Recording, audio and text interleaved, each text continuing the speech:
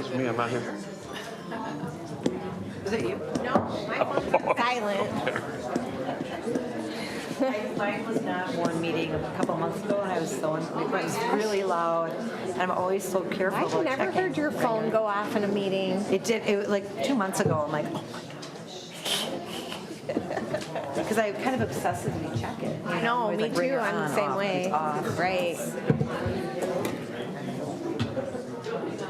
We ready? Ready? Yes. Right, thumbs up. Good evening. My name is Kevin Edberg. I'm the council member representing Ward 4, but I'm also the chair of the White Bear Lake City Council, which under our city charter means that I have the responsibilities of the mayor when the mayor is out of the city or otherwise incapacitated. For those who remember our history will know that the first Thanksgiving was celebrated in November 1621. This marks the 400th anniversary of the first Thanksgiving. Mayor Emerson's forebearers participated in that event. They were not on the Mayflower. They came on one of the later ships, but were there, and she is on Cape Cod this week, celebrating that 400th anniversary of her family participation in the first Thanksgiving. I hope, Mayor, that you are not watching this evening, that you have something better to do with your time. But I do want to express one of my Thanksgivings is the work that Mayor Emerson has done for 12 years as our mayor of our community, and she has been tireless and selfless in her service and worthy, in my mind, of lots of Thanksgiving. Member Jones is also on a trip out of the city this week, a long-planned trip, so both of those are excused absences. Noting all of that, I will call to order this meeting of the City Council of the City of White Bear Lake. I would ask the clerk to note all those in attendance. Thank you. All will be noted. Thank you. I would ask you to rise and join me in the Pledge of Allegiance. I pledge allegiance to the flag of the United States of America and to the republic for which it stands, one nation under God, indivisible, with liberty and justice for all.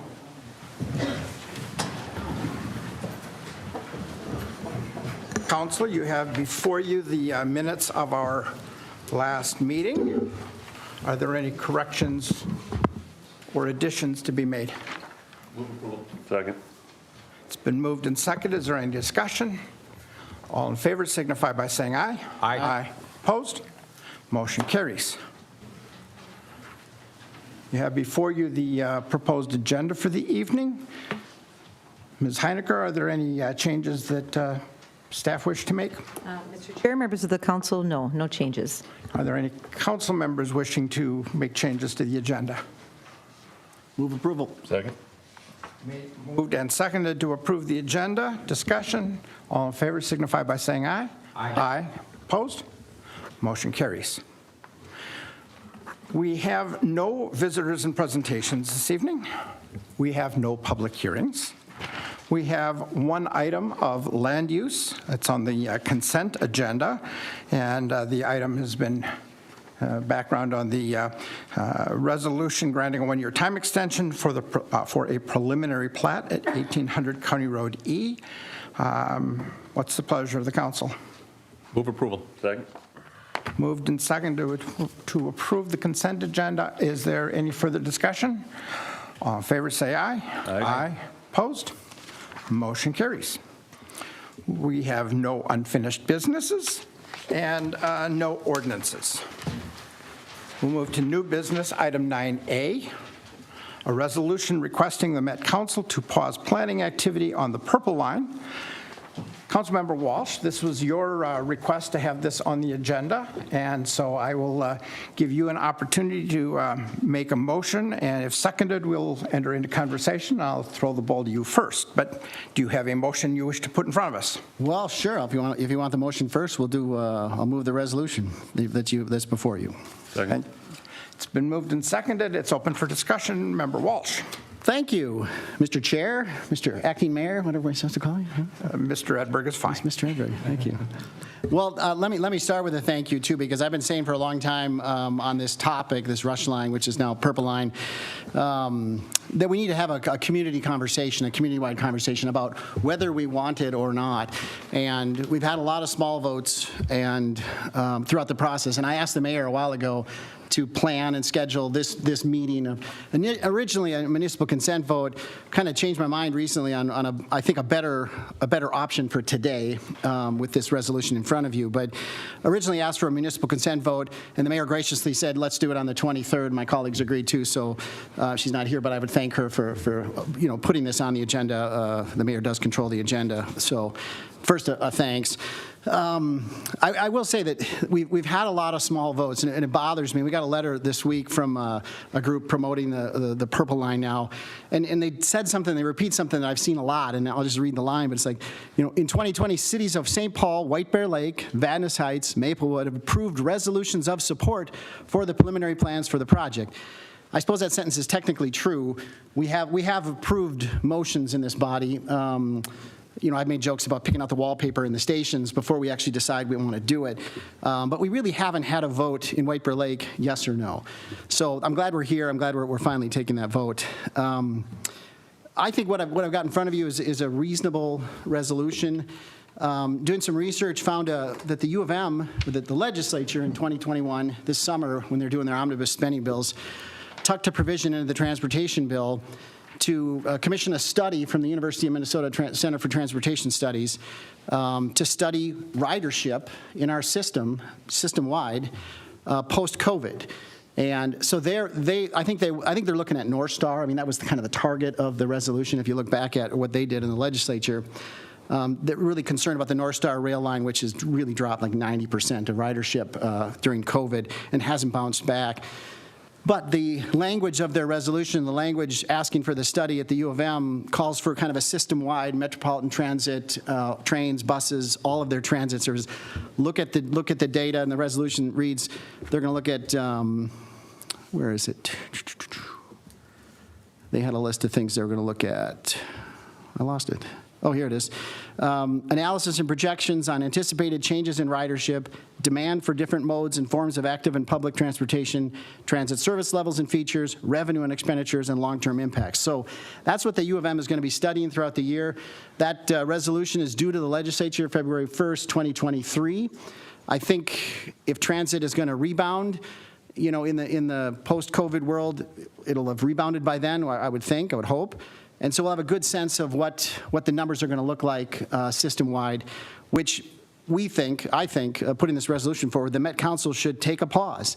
And this is really a COVID pause. This is not a no-yes vote on Rush Line. This is a let's pause for a year, wait for this study, get the results from the U of M. And the U of M is not, the U of M Center for Transportation Studies is going to want to show ridership. I'll just say that. I think if they have a bias, and I think they're professional researchers, but they're not gonna skimp. They're gonna try and make it work, and I think they'll do a fair job in their study. So let's pause, get those numbers, and then use those numbers. Those numbers and that logic, that data, should be what we use as we apply for the federal grant. And the federal grant, it's going to have its own requirements. It has its own requirements for ridership along the line. And I'm just saying, let's pause, wait for COVID, get those numbers, use those numbers in the federal grant, and see how the project comes down. If the numbers are there, the project goes forward. If the numbers aren't there, then the project shouldn't go forward, and it really shouldn't. It's almost a $500 million expenditure. We ought to have the numbers and the right numbers before we do it. So that's what this resolution is. It's what's the word we use? Well, Met Council should pause activity on the Purple Line. So we're asking the Met Council, they're really the owners of this project now, to pause and wait for better numbers from COVID. So that is the resolution before you. Thank you. It's open for debate. Mr. Bean. I would like to propose, it's been proposed and seconded. I would like to propose an amendment to the resolution. Okay. I'm going to hand out some. This does not need to be read right away, but because what I'm going to be saying is going to be longer. There.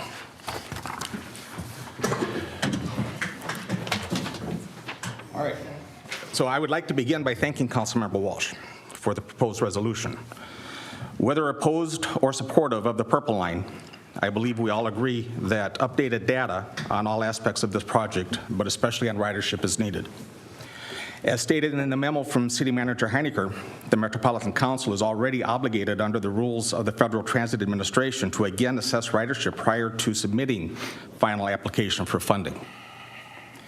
I appreciate this acknowledgement of the Federal Transit Administration requirements. However, the proposed resolution does not go far enough because it only addresses ridership. In addition to ridership, the Metropolitan Council is also obligated to reassess cost effectiveness, environmental benefits, congestion relief, land use, and economic development. Eligibility for funding is based on the ranking received across all 6 categories. The work being done moving forward regarding the Purple Line is the evaluation of these 6 categories, which is being done with the assistance of a $1.25 million competitive grant received from the Federal Transit Administration. There is no mechanism in this grant to pause the reevaluation of those 6 factors. And the 5 factors I am proposing to be added to the resolution, in addition to ridership, as pointed out by City Manager Heinecker, need to all be reevaluated prior to submitting final application to the FTA for funding. Just as the City of White Bear Lake is doing due diligence on all aspects of the major investments in our public safety facility that we've been talking about, I think we can all agree that all aspects of the major investment in any BRT, bus rapid transit project, should be required to do the same. For our public safety facility, the city is contracting with professionals to work with our staff to plan for and implement a facility that will meet our needs into the future. Again, the Metropolitan Council is contracting with professionals to provide the required analysis with the help of the $1.25 million competitive grant. I see transportation planning and activity throughout the metropolitan area to be an ongoing process integrating all aspects of transportation infrastructure. Requesting the Metropolitan Council to pause activity for a project that impacts the entire East Metro and not just White Bear Lake is not achievable. Just as the Metropolitan Council has no jurisdiction to have the city pause our public safety facility planning, especially on only one aspect of the data we need, we should not, in actuality, cannot ask the Metropolitan Council to pause the reassessment that is mandatory to complete by the requirement of the $1.25 million competitive grant.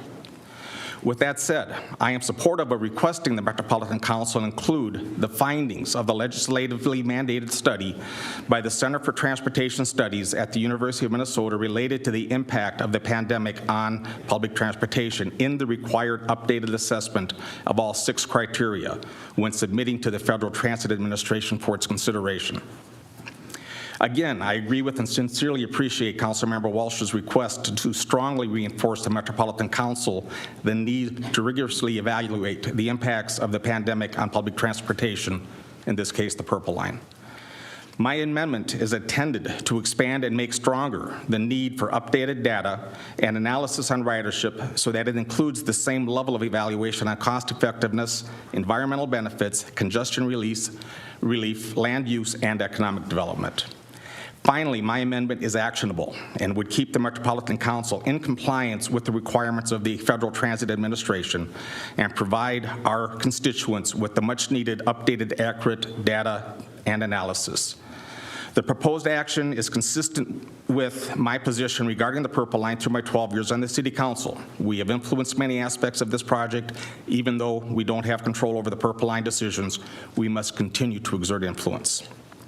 So at this time, I respectfully move that the "now therefore be it resolved" paragraph in the proposed resolution be amended to read as follows. Now therefore be it resolved by the City Council of the City of White Bear Lake that no sooner than February 1st, 2023, the Metropolitan Council incorporate into its submittal of the updated analysis on all required criteria to the Federal Transit Administration as part of the capital investment grant application process any available results of the legislatively mandated study by the Center for Transportation Studies at the University of Minnesota related to the impact of the pandemic on public transportation, which is scheduled to be completed by February 1st, 2023. So we have a motion to amend. Is there a second? Is there a second? Well, I'm sort of inclined to second it for the sake of conversation. I think it's a courtesy. So yeah, I'll second it. Thank you, Member Walsh. The conversation now is germane only to the amendment. Conversation's open. Well, Go ahead. Mr. Chair. Yep. I appreciate the other aspects to study besides ridership. I think that's wise. I'm just trying to figure out the amendment. The amendment, you could read the amendment to say, hey, Met Council, we're not really asking them to do anything that they aren't already going to do. I guess that's my problem with the amendment. I assume they're going to, you just mentioned it, they're studying all those things, including ridership. And you're saying, I guess you're saying include this Center of the Transportation Studies data in your already ongoing process. I feel like if you've taken the teeth out of the amendment, or taken the teeth out of the resolution. I mean, I think the whole point is pause. I think the pause is a really important word. And if you take the word pause out, you're just telling the Met Council, go ahead and do what you guys are doing anyway.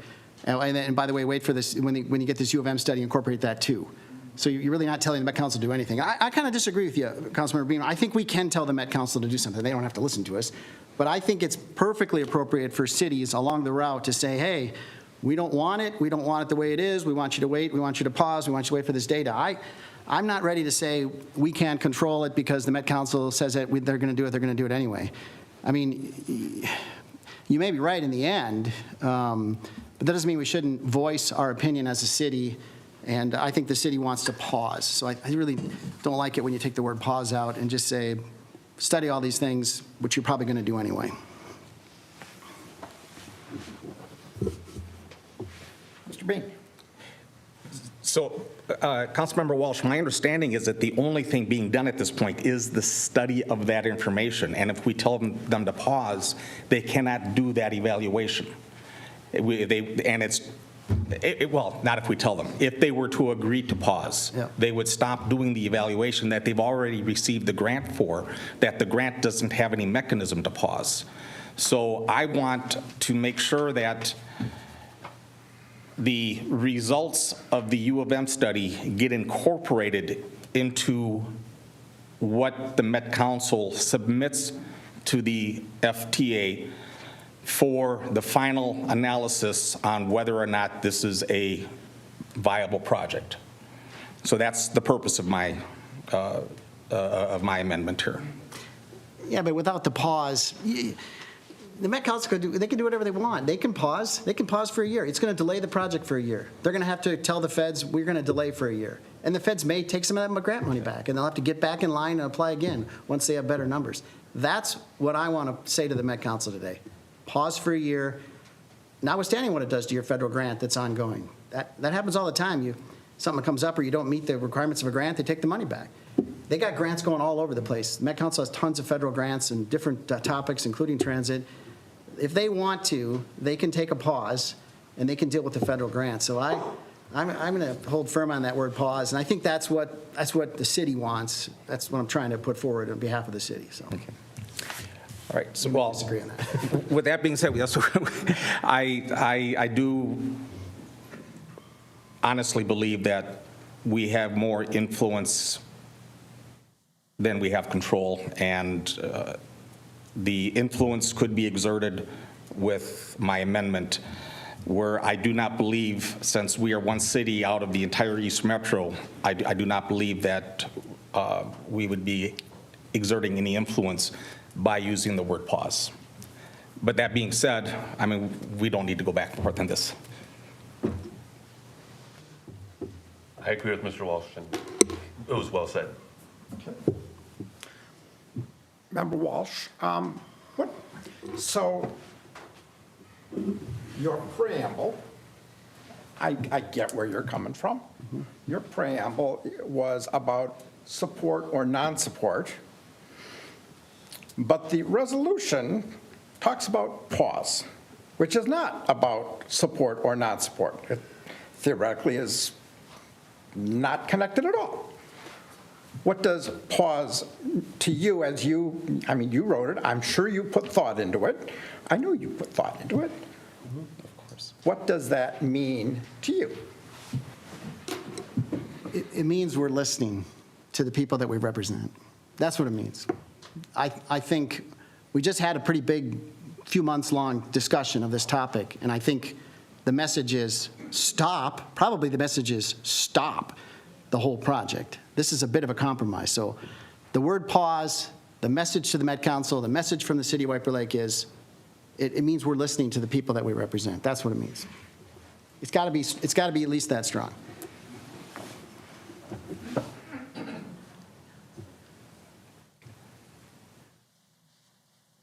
Okay, I am actually not coming to the same conclusion. So I do not perceive, it is, the state does not give the city of White Bear Lake the authority to pause, to govern. This is not our project.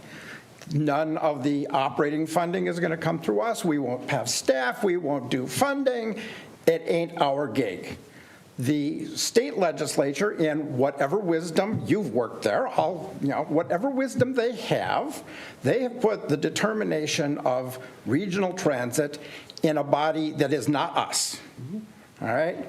And it seems to me that our responsibility is to hold them accountable, let them do their work. They're the ones that have the budgets. They're the ones that have the authorities, the guidance, the regulations, the state authorizations or non-authorizations, and that it's their job to do their work.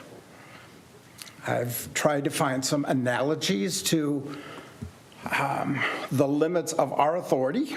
I've come up with a couple, but I'm not going to use them. I just don't think it's our authority to make these determinations. Well, you're convincing me to withdraw the resolution and bring back a municipal consent vote, because it is in the statutes for cities along routes of transit, trains and buses, to do. Let me finish. It is an absolute practice of the Metropolitan Council to get municipal consent votes for both bus rapid transit and light rail. It is not required to get a municipal consent vote for bus rapid transit, but they do it, and they have done it for the lines that they've already built. So you're convincing me maybe we should just do a municipal consent vote. If you need the authority, if you need to see the normal practice of the Met Council, that's a municipal consent vote. I thought that was a little black and white for this group, and I thought the pause and the study and the COVID thing was a better approach. That's why you had that in front of you. And yeah, it's asking the Met Council to listen to White Bear Lake. They may not. They might not. Maybe other cities will also say something, and maybe they'll actually listen. But we can do the municipal consent vote instead. There's a mechanism for that. It's tried and true. I thought the pause was a compromise. We have a motion to amend on the floor, so let's make sure we keep our conversation for now on the amendment, and then based on that, we'll either go back to the original motion or the motion is amended.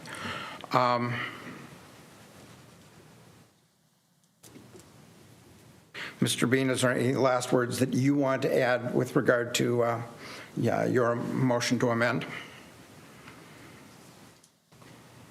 Yes, just the fact that my motion to amend gives us a say in something we actually have influence over. And I do firmly believe that the end study that is done prior to the submittal of the funding request, which would be necessary for the funding request would need to be approved in order for this project to proceed. And to have, in addition to all 6 of the required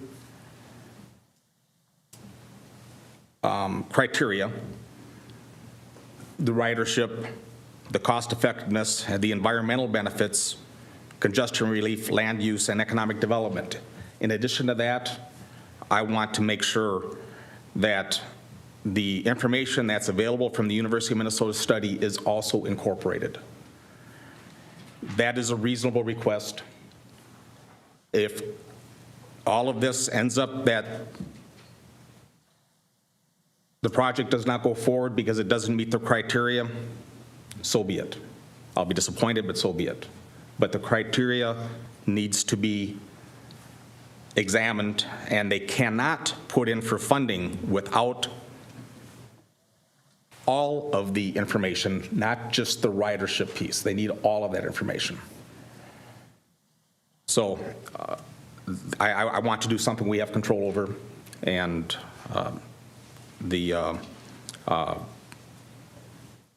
but it's important. We need to know that if it's a viable project or not. Thank you. Mr. Walsh and Mr. Engstrand, any last responses on your part? With that, I will call for a vote on the amendment, which is to substitute the now therefore be it resolved clause as distributed by Mr. Bean. Clerk will have a roll call vote. Councilmembers Bean, Aye. Jones, I'm sorry, Engstrand, Nay. Walsh, No. Edberg. Aye. The motion fails. So we are back to the main motion.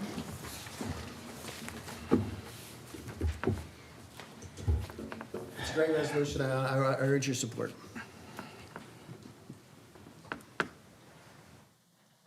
Mr. Bean? Thank you, Mr. Chair. I do have something I would like to say before we take this vote. I believe I know how the vote's going to go, but I do have something I would like to say. As many of you know, I've had a 28-year career as a peace officer with the Ramsey County Sheriff's Office. First as a deputy, then sergeant, then lieutenant, retiring as in the rank of commander. There are skills that I learned in those years, which I used to make decisions in my service on the city council, and for that matter, as a parent of 5 children, and in my life in general. I would often have groups of people who were in very emotional situations providing information that they believed to be true, often from someone else who told them. Inevitably, I would get different versions of the event from different people who were all convinced that they were right and the others were wrong. It is my job to get the real facts and make my decisions based on those facts. In the matter before us here today, there has been a great deal of conflicting information. I have made my decisions based on the facts and will always respect those who have differing opinions based on those facts. I agree with the late U.S. Senator Daniel Patrick Moynihan, who would say to his colleagues during the debate in the Senate chamber, you have the right to your own opinion, but not the right to your facts. Therefore, I think it's important that everyone understand the basis for my vote. First, I have heard the statement that the rush line has been misnamed because it will take approximately 45 minutes to get from here to downtown St. Paul. The facts are, the rush line was named because Rush City was the original terminus. Soon after being formed in 1998, the terminus was extended to Hinckley. In addition, Rush Line is an 80-mile corridor with the first portion from St. Paul to White Bear Lake being renamed through the Metro Transit as the Purple Line. It is not uncommon to spend 45 minutes in rush hour traffic, which does not rush either, to get to downtown St. Paul. But at least on a bus rapid transit, you can use that time spending 45 minutes to work, read, or catch up on personal business. Second, I have heard that the rush line is being rushed without public input. The facts are, the Rush Line Task Force was established in 1998. During the past 23 years, there have been many, many open houses, hearings, public information meetings, presentations, surveys, and other opportunities to get public input. The White Bear Press has carried the announcements and provided coverage over the last 2 decades regarding those discussions. Third, I have heard that residents' concerns were not taken seriously. The facts are, numerous changes have been made over the years to address the residents' preferences. For example, it was changed from a light rail to an electric battery-powered bus, or buses, so that it would be clean, quiet, less disruptive during construction, and more economical for projected ridership. Stations have been relocated and redesigned to preserve and enhance our beautiful downtown. Fourth, I've heard that the Bruce Ventral Trail will be destroyed. The facts are, for decades, the development of the Bruce Ventral Trail and the Rush Line Corridor have been tied together. They are both part of Bruce Ventral's legacy as a great environmental leader who is dedicated to reducing pollution and protecting our environment. For 20 years, there have been signs on the Bruce Ventral Trail noting that it is aligned with a future transit corridor. Under the leadership of our Met Council Representative Sue Ventral, the extension of the Bruce Ventral Trail into White Bear Lake is part of the Rush Line. Fifth, I've heard that the Rush Line will bring crime to White Bear Lake. As a required commander-level police officer, I have seen criminals do some stupid things, but it would be ironic to expect criminals to travel to White Bear Lake to commit a crime and to wait for an electric bus to escape, not even taking into consideration that the bus route is known and the bus will have video cameras observing the bus interior. My wife and I have raised 5 children in this neighborhood, and I take exception to those who would accuse me of willingly endangering my family. Sixth, I've heard that the dedicated buses will be diesel-powered rather than electric. The facts are, the Metro Purple Line bus fleet will be electric battery-powered vehicles from day one when it is scheduled to begin operations in 2026 at the soonest. This fact has been affirmed many times. Seventh, I have heard that the impact of the pandemic on ridership has not been considered. The facts are, the Federal Transit Administration has detailed requirements regarding ridership, the environment, economic impact, congestion relief, and cost effectiveness. The Metropolitan Council's job is to continually reevaluate all transit projects to meet or exceed those requirements. They're doing their job.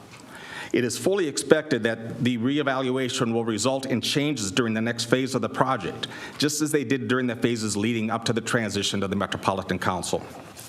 Eighth, I have heard that the money for the project could be spent on other things in our community. The facts are, the money cannot be spent on other things in our community. The funding is dedicated to transit projects that meet all federal requirements. If not in our community, then it will be spent on transit projects in another community. Ninth, I have heard that there will not be enough ridership and that there will be too many people coming into our downtown. The facts are, I don't know the mathematical trick that simultaneously has too few and too many riders. Ridership projections are continually being studied, and the level of service will be designed to meet that demand. 10th, the proposed resolution calls for the Metropolitan Council to pause activity on the Purple Line until the legislatively mandated study is complete and such data is incorporated into the updated ridership forecasts. The fact are, this vote has no legal effect. The Metropolitan Council is legally required to use the $1.25 million grant to evaluate ridership, the environment, economic impact, congestion relief, and cost effectiveness prior to submitting for final approval. And the Metropolitan Council makes the decisions on the matter. White Bear Lake can and should influence the project to move it forward in a way that is best for our community, which is what I have always done during my 12 years on the City Council. Finally, rather than going on about misinformation, I will briefly describe what I call missed information. I have chosen just 2 historical references to what people thought would happen and the actual impact on our quaint downtown White Bear Lake charm. The first is from about 100 years ago. Paved streets were seen as the destruction of our quaint community and resort image. After all, those people from St. Paul would bring crime along with their roadsters, and we would lose our small town charm. I think we can all agree that paved streets were essential to moving into the 20th century. The second is from about 25 years ago, when the development of the buildings just north of the City Hall were under consideration. The biggest concerns at that time were that Cup and Cone would be destroyed and people would be killed trying to cross Highway 61. Again, I think we can all agree Cup and Cone is doing gangbusters and that people have learned to cross 61 when the stoplight says walk. A few weeks ago, I was called a traitor because of voting my conscience to ensure a Met Council transit project would help alleviate pedestrian crossing nightmare at the Whitaker and Highway 61. If the City Council were to have voted against improvements to this intersection, the Met Council has aggressive appeal opportunities, or it could move its proposed stop to an alternate location without improving the Whitaker intersection. I give the person yelling traitor the benefit of the doubt and propose that they were speaking out of emotion and not knowledge, but it is still my responsibility to vote my conscience based on the entirety of the facts. In closing, I believe the best thing I can do for my children and the future generations of our community is to cast a vote to show support for what I believe will retain our downtown charm and make White Bear Lake's future vibrant and bright. We don't want to be the only city in the metropolitan area of 25,000 people or more that does not have access to mass transit when the rest of the metropolitan area does.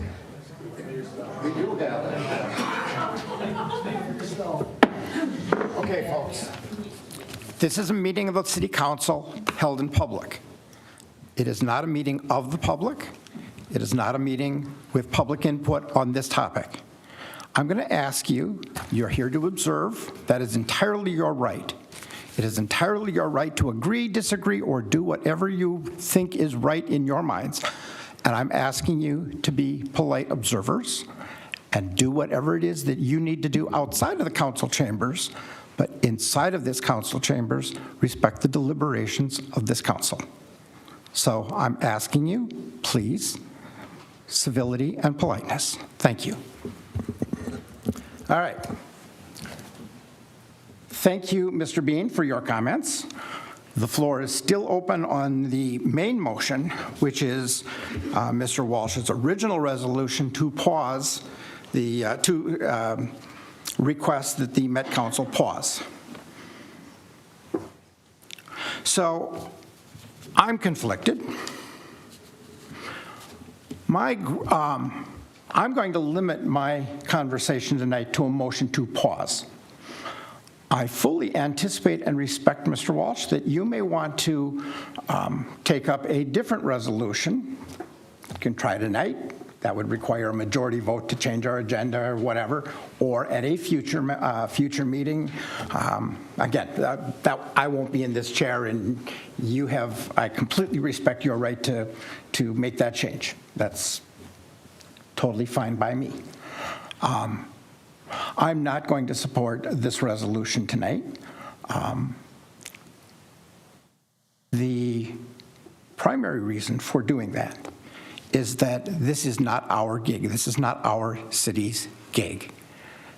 The authority for taking this action lies in other bodies that are legislatively authorized to both entertain appropriations and all of the planning processes that go along with it. I'm going to let them do their job, and I would encourage you to take your concerns to the bodies making those decisions directly. So I'm not going to go further than that tonight. I anticipate that we'll have another conversation at a future meeting, and that's totally fine. But that's as far as I'm going to go tonight. I would say one other item.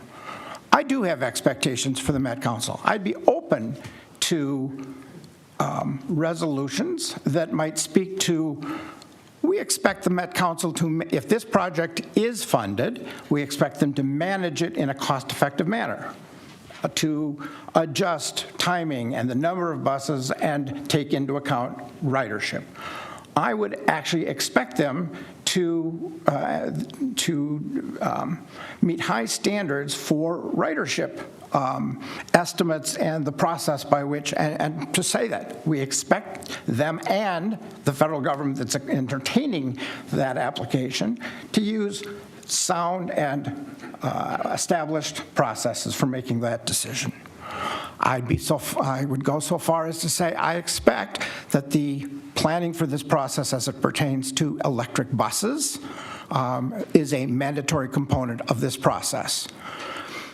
It's kind of an analogy that an electric bus, which I have ridden more than once, they're kind of like a Prius in a boxcar, all right? It's a very large vehicle, but they're silent. So that sense of not having the smell of diesel and not having the sound of diesel buses is a non-factor for me, and it's my expectation that that will not change. If it did, I would be opposed to this process. So I would be amenable to a resolution at some point that identifies certain standards that we would expect the Met Council to uphold. Anyway, that can be a conversation for a future time. With that, I'm ready to move to a vote if the council is. All right, so the motion before us is the main motion, which is the resolution proposed by Member Walsh. Will the clerk call the roll? Council members Engstrand, Aye. Walsh, Aye. Bean, Nay. Edberg. No. Motion fails. Mr. Walsh, so When do we change the charter to let the deputy mayor vote, at these meetings? Doggone it. Is this the first vote? This is the first vote, I bet, since we changed the charter I think maybe. to, in this situation, allow the person in the chair to actually vote. That is a very recent charter change. Who was on the charter 3 or 4 commission? years ago. Who was on? That I Sorry. had no instigation in that I'm process. glad you were able to vote. Yeah. So, Your residents needed representation in this debate, so it was a good change. I'm kidding. I mean, it's a good. so I will. Is there additional action that you would like to put before? Okay. We'll move on. Thank you. We'll move to item 9B, which is a resolution accepting the Housing Task Force report. And Ms. Kane, I believe you are going to introduce our guests and our presentation. Thank you, Chair Edberg, and members of the City Council. With us this evening is Tracy Schmick, our Housing and Economic Development Coordinator, who has been the principal contact and shepherding both the consultant team as well as the Housing Task Force over the last 7 or 8 months in developing this report and recommendations for your consideration this evening. Tracy will be presenting along with members of the task force who were selected to serve in this capacity. And I'm really looking forward to the presentation this evening and feedback from the council this evening, as well as in future work sessions where we can really kind of dial in. So thank you for the opportunity. Very good. Whoever is going to, Tracy, you're going to be leading the discussion. If you would come forward and take the mic. Chair, members of council, I actually am getting off rather easy this evening, and Gretchen Nichols will be opening up the presentation, and we have 4 members of the Housing Task Force here to share an overview of the report with you this evening. Greetings, Ms. Nichols. Well, good evening. Thank you so much, Mr. Chair and members and staff, for allowing us to present tonight the White Bear Lake Housing Task Force recommendations. My name is Gretchen Nichols. I am with the Local Initiatives Support Corporation, and I've been working with my counterpart, Barbara Ray, with the Center for Policy Planning and Performance to help support this task force over the last 8 months. I'd like to quickly introduce the task force members who are here to help present tonight, and we have some guests as well from the task force. Will you stand and introduce yourself, Andrea? Yeah, I'm Andrea Webb. And Joe? Sure, sure. And Dale? Dale Grambush, member of the Charter Commission. There you are. So wise. And Bill? Bill Hooters. And then we have some additional guests from the task force. Colleen? Member of the task force. Thank you. And Annette? Annette Marrier. So the objective of this effort was to provide a community-informed plan to help guide the council in creating housing policies and priorities that balance the tension between the addressing of evolving community housing needs and the desire to maintain the character and community that so many love. The White Bear residents and stakeholders have had a variety of ways to participate and provide input in this process. The task force was created to seek community-informed recommendations through a consensus-building process to address current and future housing needs for the city. There was extensive outreach effort to make sure that we had a task force that represented a diverse set of stakeholders from the community and reflected variations like age, profession and personal experience, race, time living in the city, housing tenure, etc. In addition to the task force, there were numerous outreach strategies that we used to engage community members throughout the process, both in person and virtually, such as a booth at the Market Fest, online community housing survey, and 2 community-wide housing forums. Communication was also at hand about the process and was shared through printed press, city newsletters, social media, direct outreach, and community partners. So to give you the gist of the recommendations, I'm going to hand it off to Andrea. Welcome. Thank you. Can you hear me okay? Okay. Housing is critical infrastructure in a community. Safe, stable housing within a person's means allows them to contribute to community in positive ways. You can do that through gainful employment, attaining education, participating civically, volunteering, being a good neighbor, and living near your social support network. Without diverse and healthy housing stock, our local economy will be negatively impacted. Property values impact a community's wealth and ability to make investments in public infrastructure and services. And then there's workforce issues. We need people to fill roles critical to a community, such as teachers, first responders, and frontline workers. Also, people who work here should be able to live here. So what do people need in housing?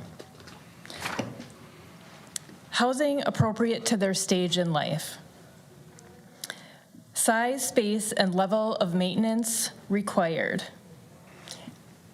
Potentially first home or entry-level housing, housing accessible to people who have various physical abilities, smaller housing for smaller families, and maintenance-free or one-level housing so seniors can age in place. Housing that's within their financial means, regardless of income, is another thing that's needed. So it's not just people who are earning low incomes that are being challenged right now to find housing that's affordable to them, but also those who would like to transition to larger or smaller homes. Many middle and low income earners are having challenges finding appropriate housing in today's market, meaning that many community members are not able to secure housing that meets their current needs. And why should the city be involved? The topic of housing needs and opportunities is often seen as a private market issue, but the city has a critical role to play. The city has a traditional role in land use issues, including zoning and building regulations. The private market is not able to create a supply to meet current demand. Therefore, local governments need to play an increased role to ensure community members are able to secure needed housing. Next slide.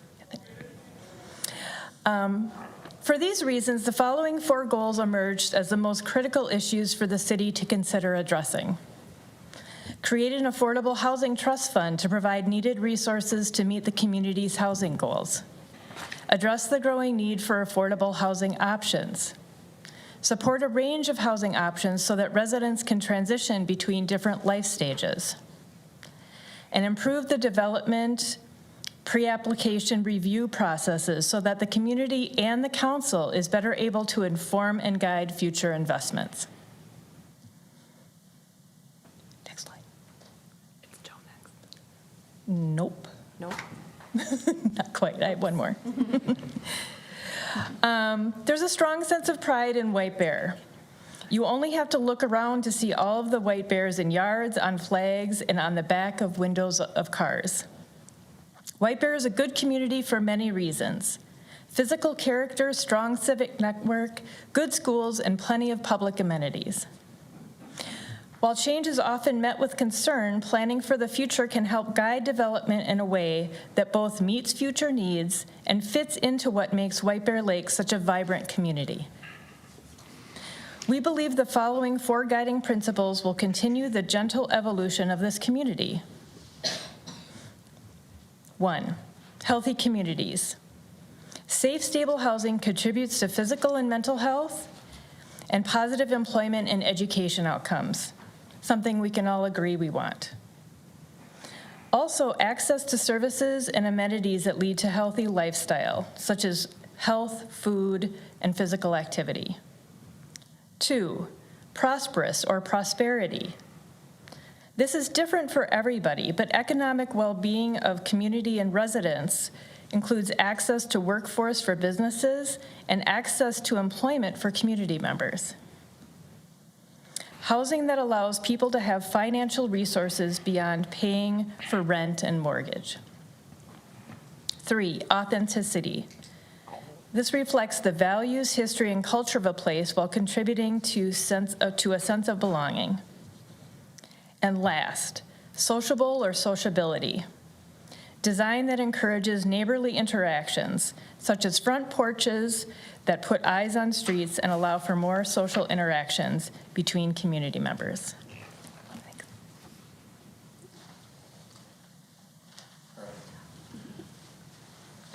Council, thank you. I'm Joe Sheeran. I'm going to present a little bit on some financing options and some recommendations for the future.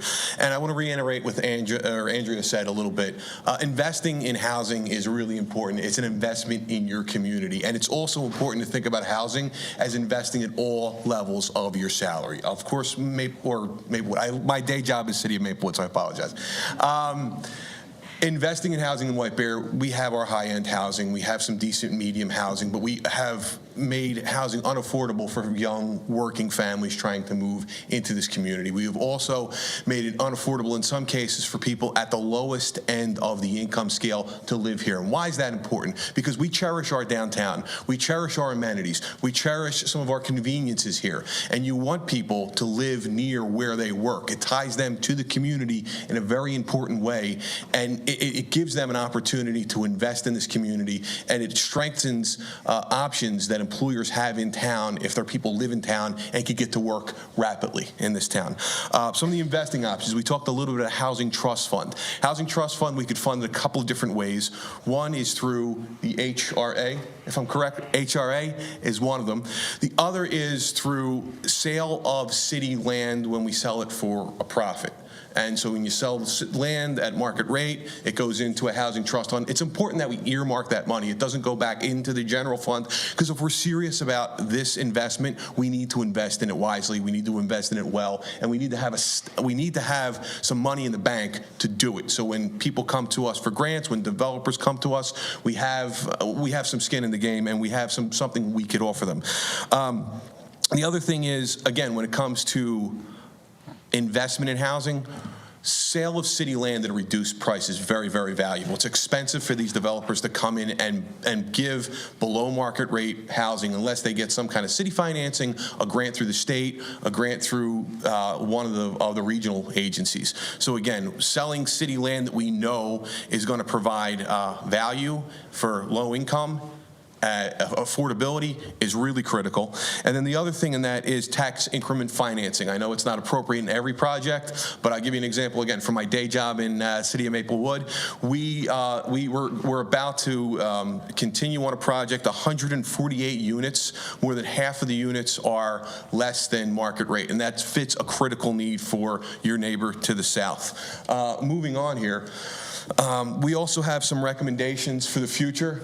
One, we have to establish goals. The committee has done a great job compiling some of the options out there, but it's up to council now to dig in and figure out what our housing goals are. We, as a committee, want to look at, obviously, affordable units, As Andrea said, life cycle housing. We want to, again, attract young families, and again, we want to be able to, people who work here and people at the lower end of the income scale, we want them to be able to afford in some way to live here. We want to invest a combination of new units, and again, attracting developers, finding parcels that are appropriate, selling city land at a discount if they're going to do affordable housing is important. We also want to keep what's working. We have a lot of naturally occurring affordable housing units. We want to keep them in good shape, and we want to make sure they're available for the next generation that's coming through. And then supporting renters. I think a lot of the naturally occurring gets gobbled up by developers, and they put a lot of money in them, which is great because it's an investment in the community, but then it prices out the people that we want to keep in town. So one of the things we looked at as a task force is how do you incentivize an individual homeowner or a rental property manager to make an investment into their property, so it's safe and suitable, but also it's not unaffordable for the people who are going to move in. They don't get priced out by the real estate flip. And then lastly, one of the things that we also want to establish here is, again, safe, suitable housing.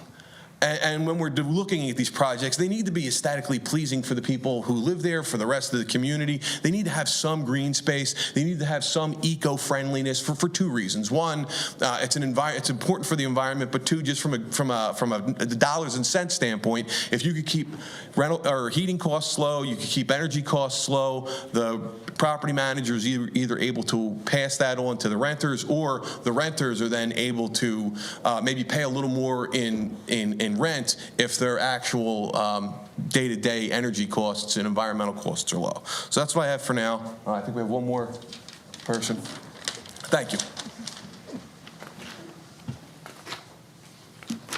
Thank you. I'm Dale Grambush. Maybe just talk briefly about our guiding future developments, our recommendations. So we know that any change in community seems to be hard, just about in any community.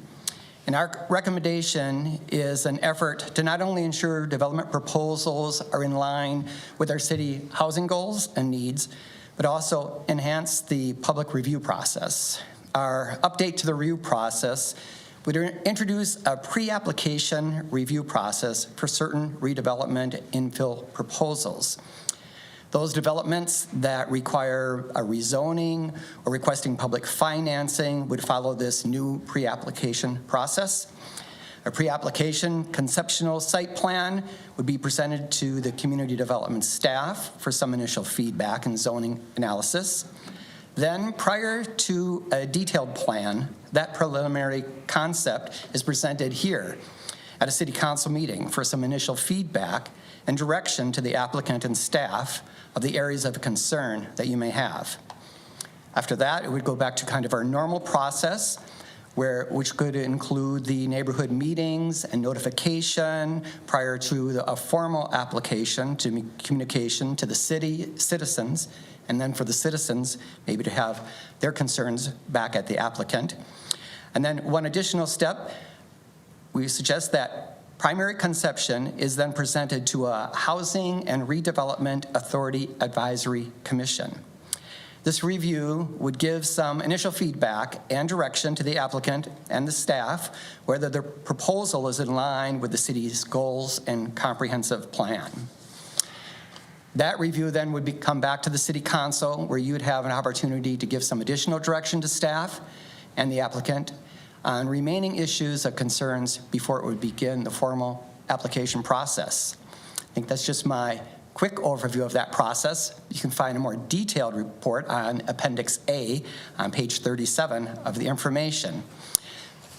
But I believe by starting this pre-application process, we find that projects would be introduced to the public in earlier than we have in our current process.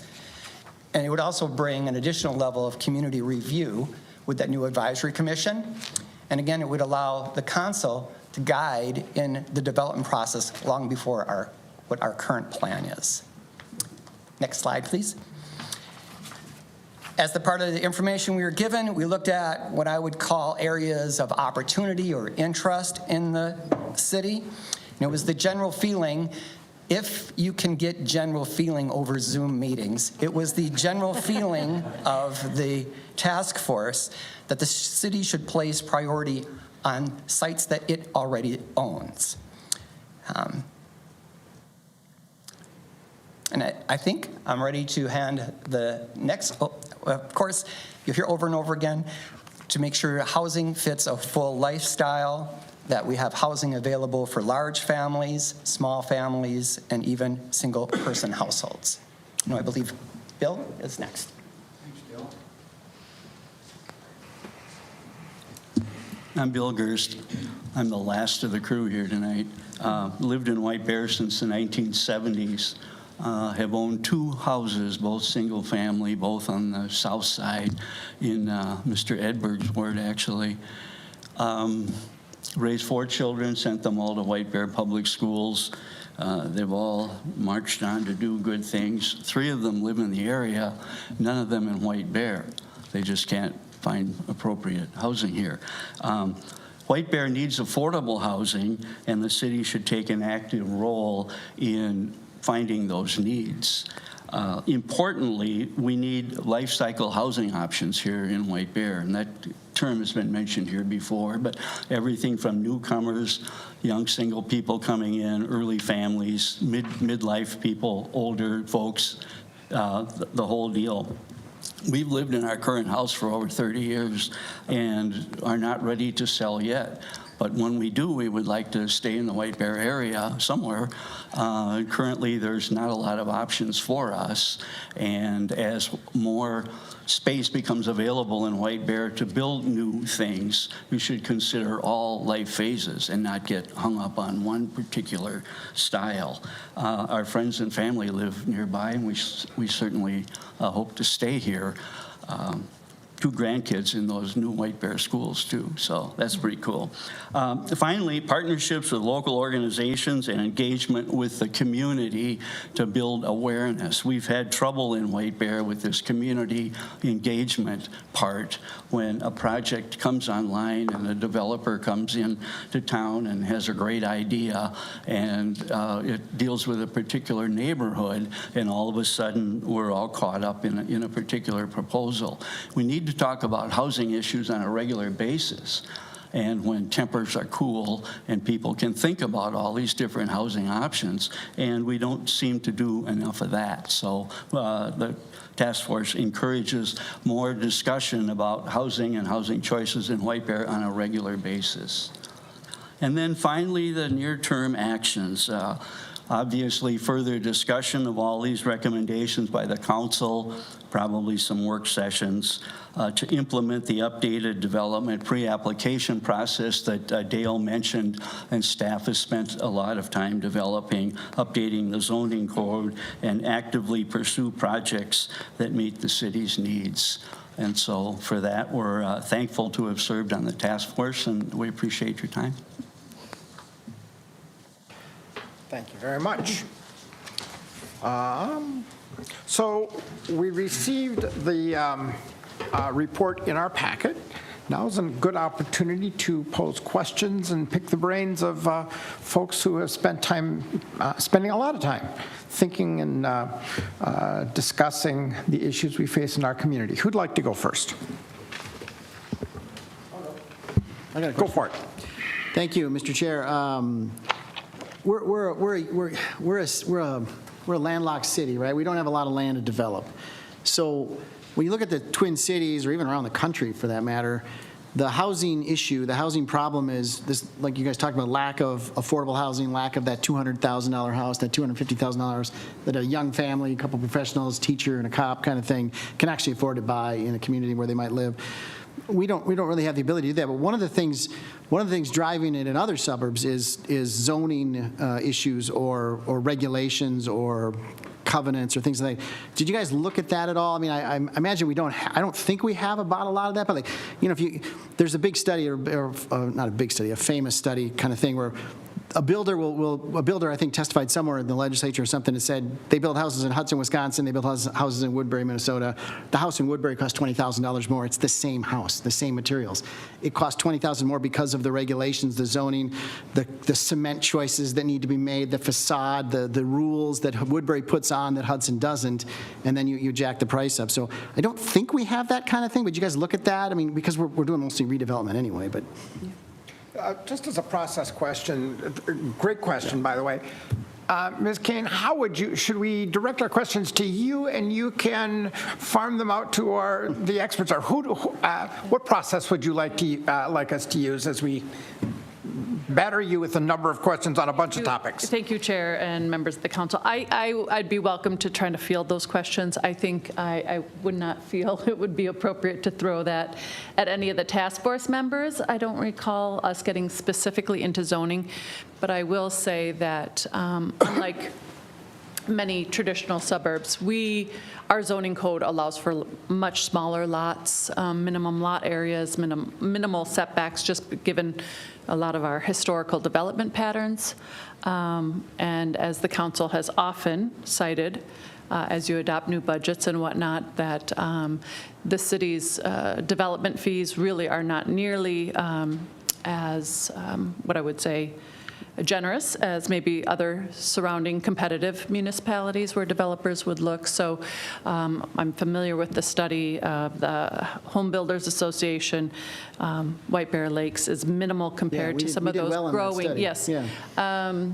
So, we are looking, one of the recommendations of the task force was to update our zoning code to reflect not only the comprehensive plan that was recently adopted, but to really kind of examine the built environment. I would say that in our old White Bear neighborhood, where we've seen a lot of variances recently, especially on corner lots, we kind of overlaid a very suburban residential zoning district in an environment that's not really typical of suburban. It's more of a old town, traditional development pattern.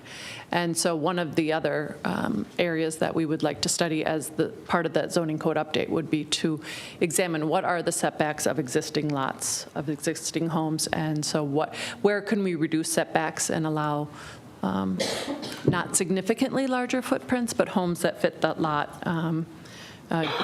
and fit within the established character and charm and built environment of that neighborhood. Mr. Walsh, if I could follow on that. So, Ms. Kane, is the idea that we would be able to add housing capacity by adding I've got a separate question on auxiliary dwelling units, but by adding additional floors, additional bedrooms, whatever, is that the thrust of what you're talking about? Or, we'd increase the capacity of the home to serve more people? Or were you going somewhere else with that? That's a great question, Chair. And I think my answer was getting more at being more accommodating for redevelopment of certain parcels. Teardowns? Perhaps that's what the private market has brought. That's not really where the task force was focused. I think that's a private sector that's taking care of itself very well. And so that the task force was focused on areas that needed, I would say, examination of alternative housing, whether, for smaller households, different household compositions, just alternative living environments rather than perhaps the difference between a single-family home, a fee-simple townhome, or a multifamily hallway, four-story living environment, that there's something in that gradient of alternative housing that can be explored. And then I think the focus on opportunity sites that are owned by the city, recognize that time is on the city side, the opportunity to offer that more creative approach to a housing solution that fills a special niche within our community that isn't being satisfied by private sector, but is only the result of a private, public-private partnership with a developer. Thank you. So I'm going to go Mr. Walsh and then Mr. Bean. Yeah, so I have 3 comments, 3 left, 2 positive, 1 a little challenging. These are Are they comments. comments or questions? They're comments. Okay, fine. One, on page 27, one of the specific recommendations, design competition hosted by the city, invite designers to compete using city-owned or property sites to showcase ideas for smaller housing options that appeal to empty nesters. That jumped out at me. I love that idea, and I think I've been saying this, if I was on the Hugo City Council or a city with some land, I think this is where they should go. I mean, they ought to get creative and figure out a way to say, okay, we get it. You could build a $450,000 house there, sell it, and make good money. We get it, and that's what the market says. But is there a way where you can make the same amount of money and yet be creative, and maybe it's the lot size and then a community park that goes with it? That kind of speaks to that, to the extent that we can pull that off in White Bear Lake with not much land. I just wanted to point that out. That jumped out at me when I read the report. The other thing I'm encouraged by is the idea of some kind of interim communication process. I think, Dale, you talked about it. It's like, I mean, we have a developer show up in Ann's office and talk about a proposal, and then we get 10 calls saying, why wasn't I informed of this development that's going up in my backyard? And we're like, holy cow, it's just an idea, but man, it's like we haven't, so that happens every time. So if there's a way, it's a communication thing more than anything, but if there's a way to somehow, like you say, we should talk about these more often, all the time.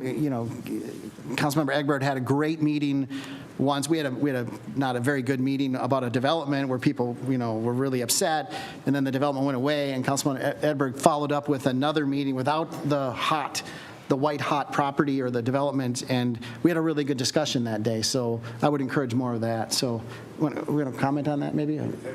Yeah. Okay, so I want to make sure that we get to Mr. Bean as well. So go ahead. No, just real quick. Again, my day job, City of Maplewood. We have a couple of parcels of land where we don't wait for the developer to come in and tell us what they want. We have meetings just like this, and we find parcels of land, like our North End study, for example. We found parcels that would be open for redevelopment. We've brought the community in. We said, what do you guys want here? What's appropriate here? And so this way we could go to the developer and say, this is what our residents want. This is what our residents don't want. This is what's best for us. And then we're going to the developer with a ready-made package, as opposed to them having to fight through. So I appreciate it. Yeah. But anyway, I just thought that was good thinking, and we had to keep working on that. My challenge is the solution, which I won't surprise anybody maybe, but one of the principles, but of the slide was prosperity. We want to encourage prosperity, but then one of the solutions is to literally take prosperity away from me and tax money and put it in a fund and then use it to buy other people's houses. I'm being unfair there a little bit, but that's my initial reaction to that. So what's the role of government? That's where we're stuck. I mean, the goals are good. We agree with the goals, but if the result is we're going to use tax dollars, and it's all tax dollars, whether it's HRA or whether it's selling land, well, that's land we could have put in the general fund, used for something else, to incent this kind of thing, that's a more difficult step. So I just wanted to put that out there, that the prosperity thing might be a little bit in conflict with me. So thank you, Mr. Chair. Mr. Bean. Thank you, Chair. Just a couple of comments. One of the things I observed when I was out knocking on doors this last campaign is there are a lot more multi-family housing in neighborhoods that I would expect to be only single-family houses than I was aware of. And they seem like they fit in perfect, that there was no problem. And if I don't know if our zoning allows it on a regular basis, or if our zoning would have to be changed to allow something like that, but it's something that I took notice of, that the house A is, or residence A is right here, residence B is right there, and even residence C and D are right here, right next to each other, connected, and then a single-family house on each side of it. And it seems like that would be one way to make housing less expensive if that was more prevalent. Another comment, I do know, and again, this is just I won't be around to take action on this, but one of the things that I've appreciated about the city is how some of these land that we've acquired, we have acquired for redevelopment. or development of, and if housing is great, but if there's a better development, a commercial development or whatever, that I think it's important that that we keep that in mind, that, you know, just because the city owns it doesn't mean it should go to housing. Perhaps it's better off going to commercial. And especially since, I mean, one of the things that happened many years ago is cities cannot do eminent domain for economic development anymore. So we have to be careful how we acquire property for future development and how we go about doing that. And the last thing that I've noticed in my 12 years with the city is that our affordable housing is not concentrated in any location. It's been spread out amongst the community as a whole, which my understanding is it is beneficial for both the recipients of the affordable housing and their neighbors because of the influences that they have upon each other, and realizing that just because someone needs help doesn't mean that they're, you know, bad people, or just because someone's doing well doesn't mean that they're bad, you know, or maybe they can give each other influences and insight throughout life. So I would encourage to keep that spread out and not have concentrated housing assistance. I still believe that we've done very well with it being spread out, and that's something that I learned to appreciate over the last 12 years. Thank you. Thank you, Mr. Chair. I unfortunately have not been able to get my meat and potatoes into this report due to my house being upside down for the last month and a half, but I do want to say I would like the task force or city to look into Berkeley Road and get in some of our warehouse space down there, maybe put some affordable apartments or housing down in that area. I also like to say, Mr. Gerst, if you could say hi to your son, Steve. I graduated with him. I appreciate it if you'd tell him I said hi. Go Bears. That's it. Oh, thank you. So I have 5 buckets of questions. I do not expect answers. I got to use the restroom, huh? Are you making an aspersion about the quality of my conversation? I want to get back and ready to listen. Got it. So, first, so I want to talk about who we seek to serve, who is not being well served. I completely get the need for a whole lifespan of needs. We have one of the highest percentages of senior citizens of any community, suburban or other community of our size. And I am modestly familiar with options for senior housing. Are we overbuilt in that regard? And at what point will natural evolution and revolution of the units that we have resolve that issue? Because at a certain point in time, baby boomers and the great generation, we're not going to need housing above ground. So, you know, how do we balance this life cycle of need? So let me just stop there. Did you look at our inventory of what we have and whose needs are being best met, and how does that play out? And I'm going to start with the older generation. Where are we at on that? Ms. Kane, I'll throw it to you, and you can, if you don't know or need some time to research, I'm totally fine with that. But Mr. Chair, I think I overheard Tracy wanting to respond to that without turning it over, baton, handoff. Ms. Shimmick. She's just a little bit more familiar with the Maxwell study that was completed at the onset of this. Yep. Mr. Chair, members of the council, off the top of my head, I couldn't quote where we are at in senior housing production. I know, if I recall correctly, in the report, that was where we had a little bit more vacancy, was in some of the more assisted living level. I would just, and members of the task force, please correct me if I'm wrong, but in their references to life cycle housing, it really came down to a conversation on when you're ready to move out of the house that you raised your children in, but you're not ready to move into assisted living. So their emphasis quite often was on the ability to find housing that met their needs as far as maybe being maintenance-free living or one level, but still independent and not, and smaller, so that they saw that as a mechanism, a twofold mechanism. People get to stay in the community that they've lived in and invested in for a long part of their life, but also that they are freeing up their family housing, or more appropriate to families, for younger families to move into the community. So when they talk about life cycle housing, I don't think they were thinking building more multifamily type assisted living senior apartments,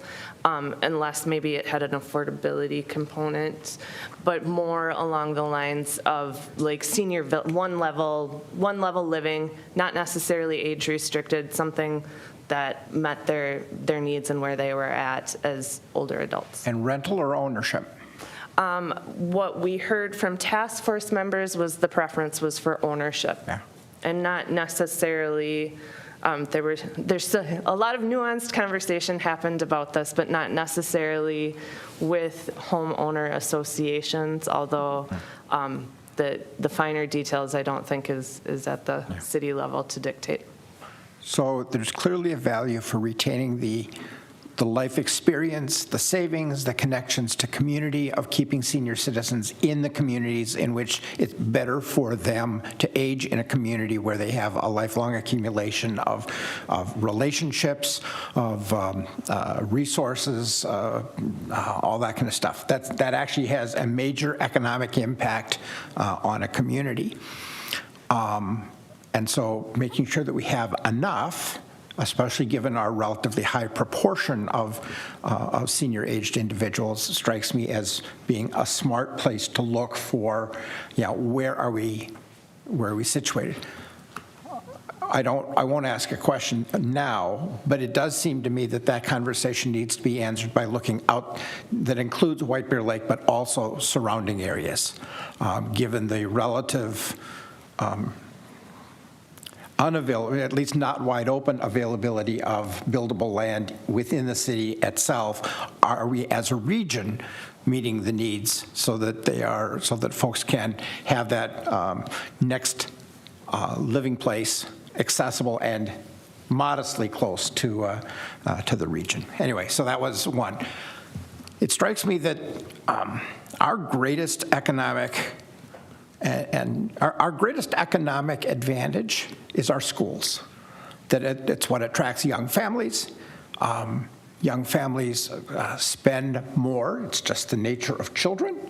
And that's historically been our motif in this community. Bill, you referenced it in your comments. It's been my experience. And I think that certainly has been a theme that this council has dealt with in the last 12 years. It's part of the reason we invested in the YMCA and why we have looked at other various kinds of public amenities. Sports center, another one, absolutely, as a way of being attractive to young families. The affordability question, however,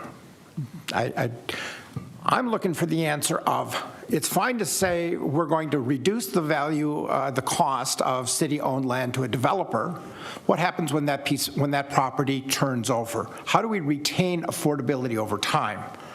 And it strikes me that this idea of subsidy followed by somehow we have to take that off the market. Land trusts or some other mechanism, limited equity finance, some tools that if we're going to invest public money, we're not putting public money back in 15 years later. I think that's a major failure of federal housing policy, is that every 15 years we're going out and bribing the owners again to try and retain it as affordable housing. It's just stupid.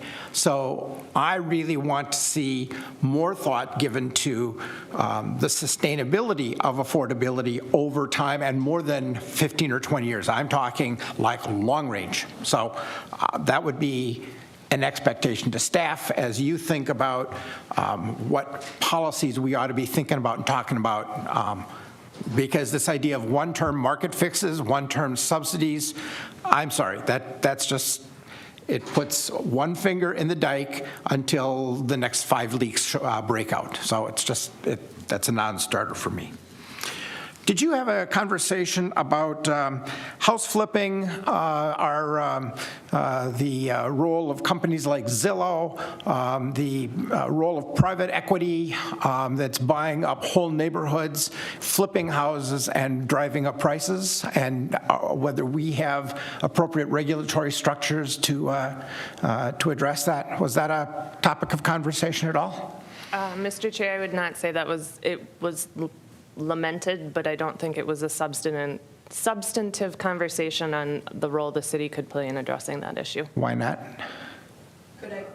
Yeah, please. We did have a city. Would you mind?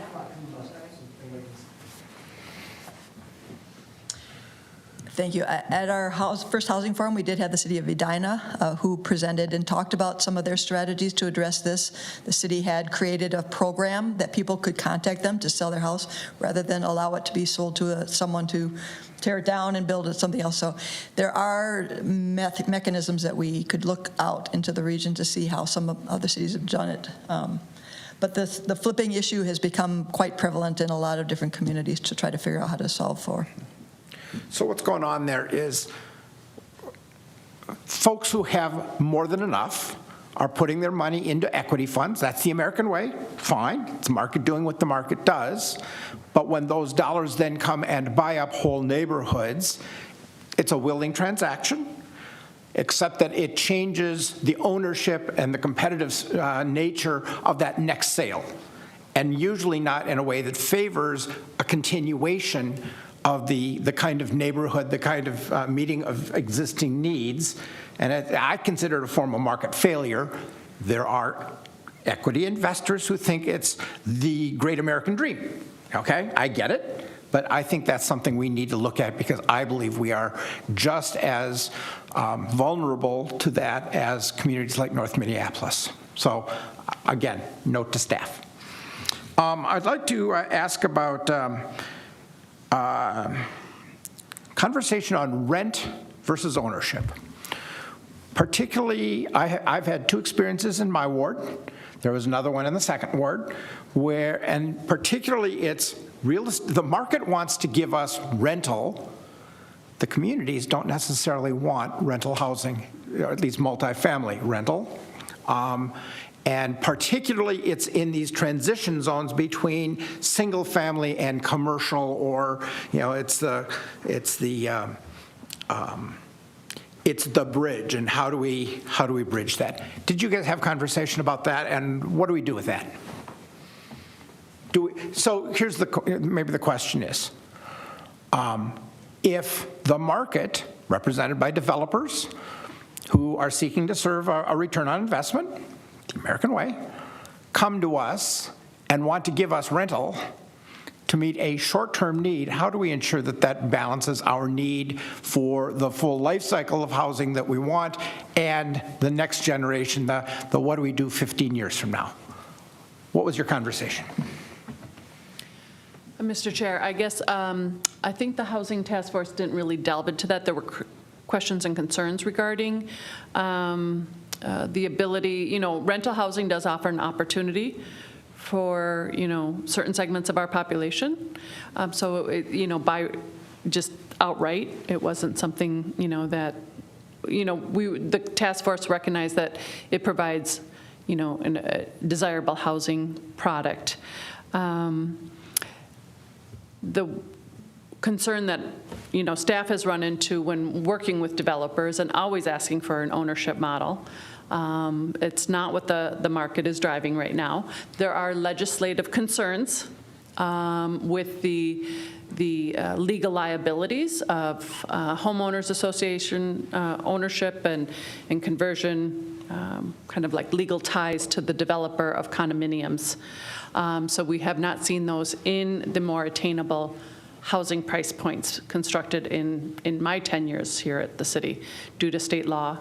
but have had conversations with developers of looking at ways to incentivize home ownership models, or, kind of share in that risk that currently the private sector is not willing to step into at this price point, but recognizing that perhaps that's a role where the public sector could come in and partner to share in that risk, so that home ownership models could be provided at a variety of price points rather than just starting at the very high-end 450 up kind of price points that are discussed. So I don't think it was a focus of the task force as much as conversations that staff has had with developers trying to encourage or trying to explore ways to provide that home ownership opportunity, because you and I have had that conversation, and I do believe in that is really critical to building community and being open, accessible, and welcoming to price points across the spectrum.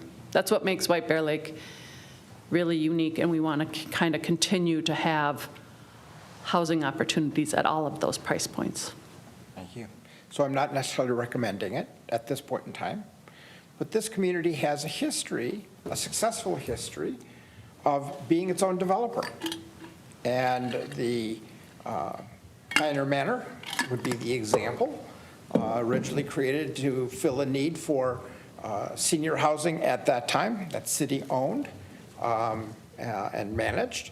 Well, we contract for management, but it's the property and it hasn't, I've given a fair amount of thought to thinking about where in our community, like maybe at a certain intersection down on the south side of town, where a more active role might be useful in controlling and meeting a specified need, trying to combine this in a way where the city ensures that it gets its need, not by waiting for a developer to come to us, but by us identifying what we think our community needs and wants, vetting it with the community, and pursuing that. There's a number of ways. I don't want to go down that much farther than that, other than to say we have historical precedent of doing that successfully.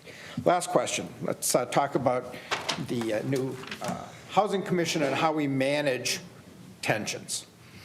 So tell me how this proposed new Housing Commission differs from our Planning Commission, and what's the unique value that is created, or the unique mission that it would serve that's not being served by our existing Planning Commission?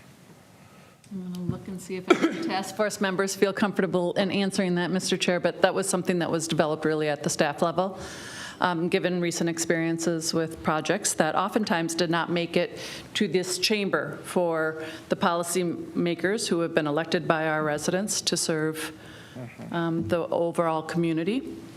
And so I don't want to call it a housing commission. It's very intentional in being the Housing and Redevelopment Authority Advisory Commission. And I don't want to get too far ahead of the task force or incoming elected officials, but we've had some internal discussions of bringing in some folks from existing advisory commissions, whether it's the Planning Commission, the Park Commission,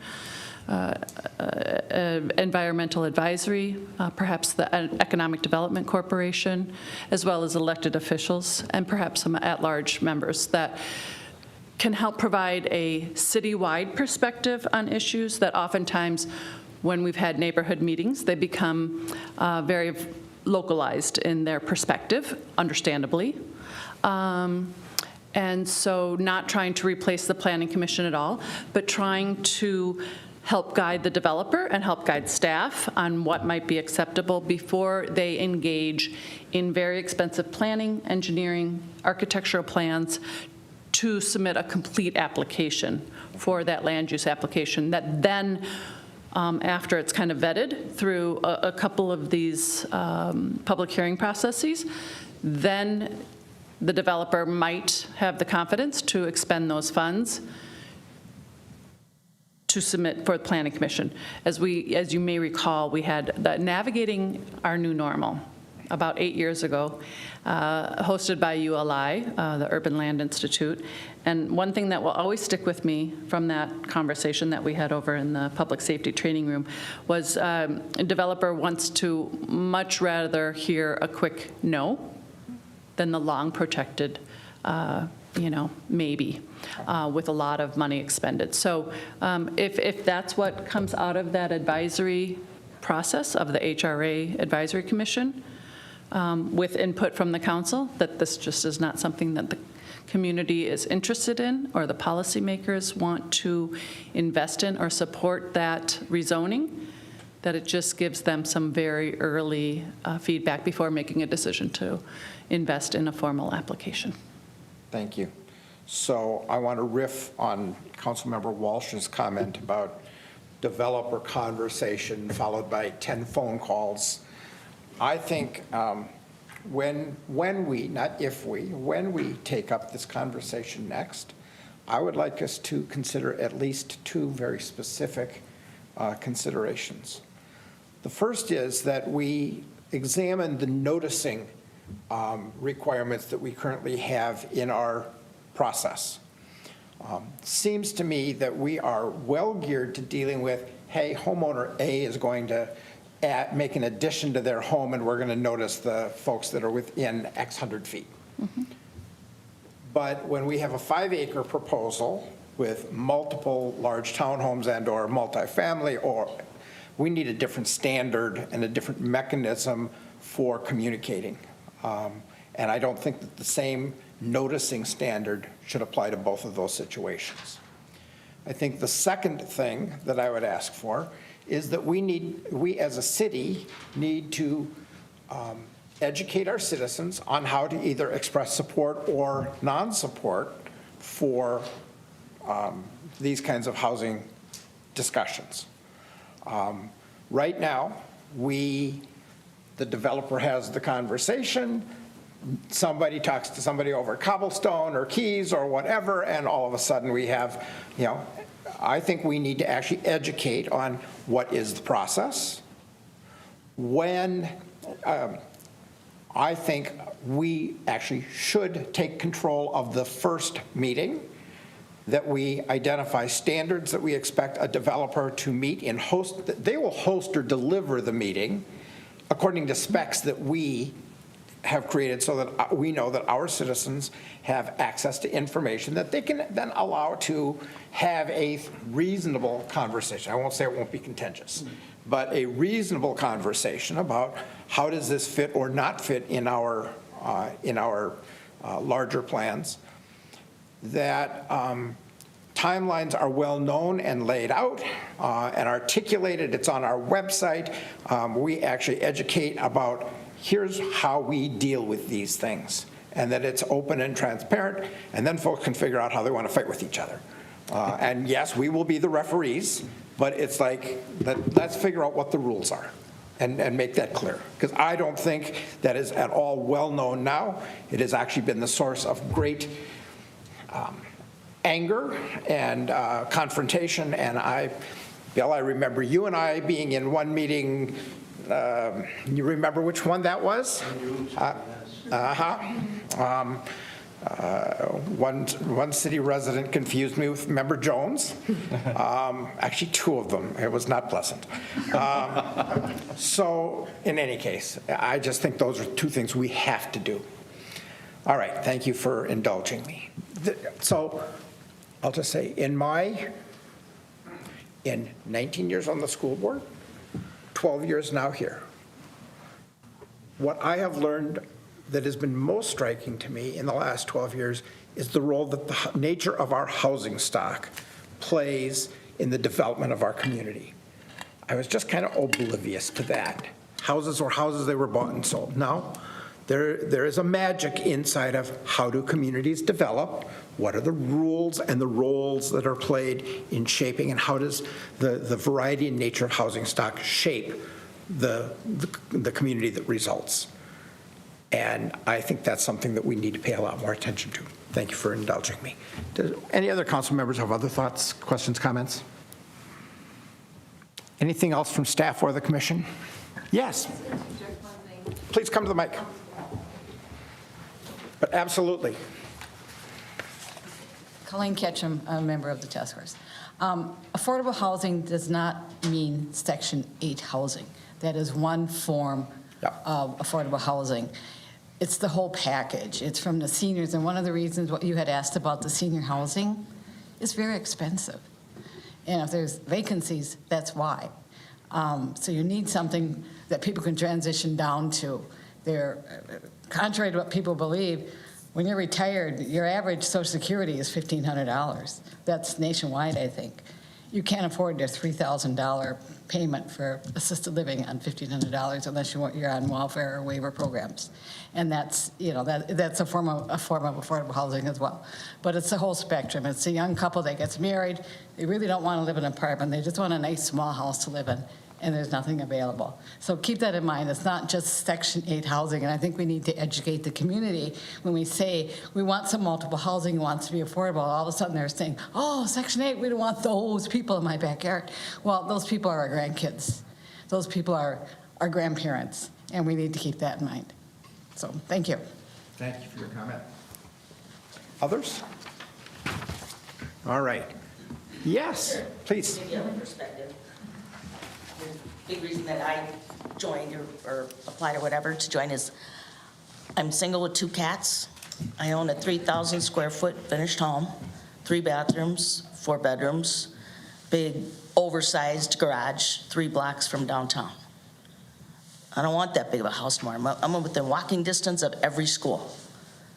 But I'm not moving unless I can find something smaller of my own. I still want to do my own thing or whatever kind of thing. I don't want to be an apartment or anything like that.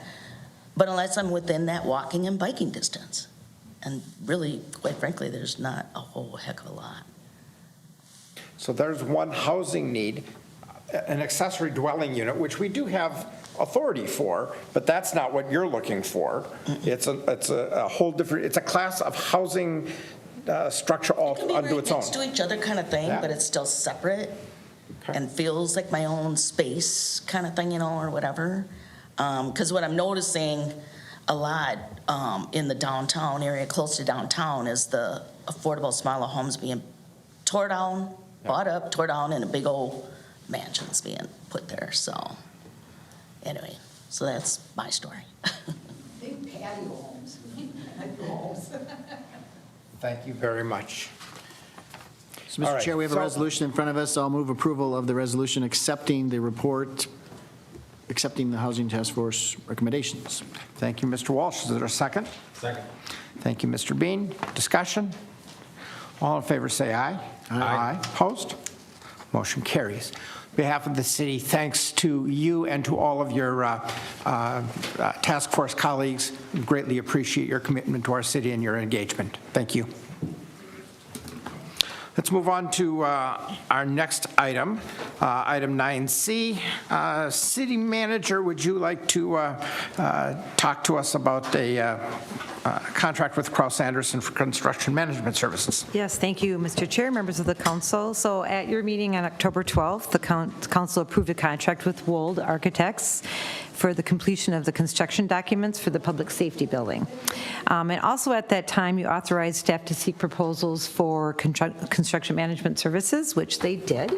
And they had since received applications and did some interviewing and have selected Kraus Anderson as the preferred construction manager advisor.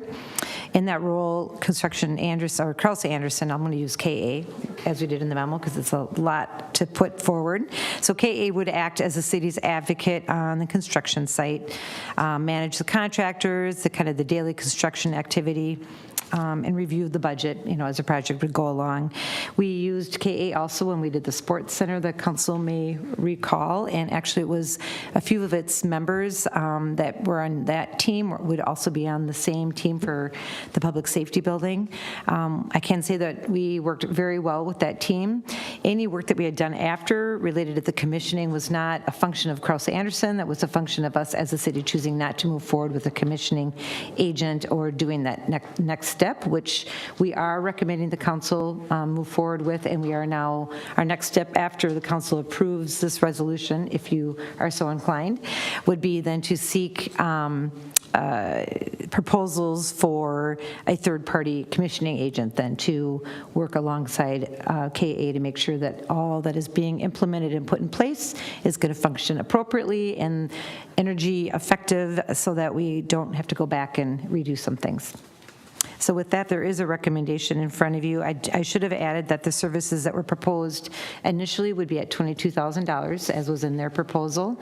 Any costs thereafter would be very directly related to the costs of the project, and those costs are incorporated already in the estimates that were provided by WOLD, and the estimates for KA as part of that project would be about $800,000. So that does not increase the estimates that were brought to council at the meeting in October. It would be, it's part of the costs that have already been estimated. So the resolution in front of you then would authorize the city manager, myself, to enter into contract on behalf of the city with Krause Anderson for construction management advisor services for the public safety building project. Thank you. Is there a motion? Move to approve. Second. Questions, discussion? If she signs the contract, then she has to stick around to execute it then, right? Oh, sorry, we already. Years, I think. Never mind, sorry. It's just a name with the title underneath it. All right, fine. So we have a motion and a second. Discussion. All those in favor signify by saying aye. Aye. Opposed? Motion carries. Thank you. Let's move on to the next one, 9D. Yes, thank you, Mr. Chair, members of the council. So actually, you'll see on the agenda, it says D and E. So both resolutions are part of this report that I'm going to give you, and it's related to financing for the energy improvement project that was approved by council also at the October 12th meeting. As council will recall, we talked about putting forward bonds for, it's approximately half, just a bit over half of that project that's not otherwise accounted for in some other budgeting mechanisms that were put forward. And we were going to do that next year as it relates, and do it at the same bond issuance, which is still an option. But in going back and reviewing this, not just internally with, internally, but we also worked with Ellers, and through their advice also, we were looking at the different cost estimates related to issuance. And we would instead advise that at least for now, we're proposing that we finance the remaining, it's approximately $850,000, the remaining costs of this project internally by using both the Economic Development Fund and our non-bonded funds for a 15-year period, and we would charge ourselves interest for that at a rate of 1.5%. And again, as it was outlined at our last meeting, again, I just want to reinforce that any debt we pay, whether it's to the bonds, or for any debt service that's associated with bonds, or any internal loan, is being paid for by the energy savings that we are guaranteed through this project.